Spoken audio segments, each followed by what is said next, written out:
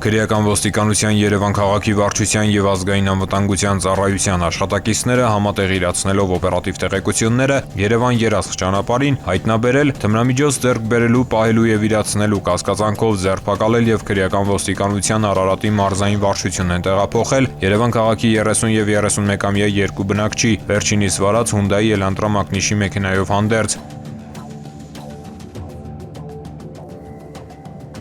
30-ամյա տղամարդը իրավապահներին նկատելով մեքենայի մեջ է նետել 710 գրամ մեթամֆետամին տեսակի թմրամիջոցով պոլիէթիլենային փաթեթ։ Նրա անձնական խուզարկությամբ հայտնաբերվել է նաև մոխրացած հետքերով կատուցիչ։ Ձեռնարկված միջոցառումներով պարզվել է նաև, որ 30-ամյա տղամարդը Երևան քաղաքի տարբեր հատվածներում գտնվող թաքստոցներում տեղադրել է թմրամիջոցի 50 փաթեթ։ Մեքենան տեղափոխվել է պահպանվող հատուկ տարածք։ 30-ամյա և 31-ամյա տղամարդիկ կազմված փաստաթղթերի հետ ներկայացվել են նախաքննական մարմին։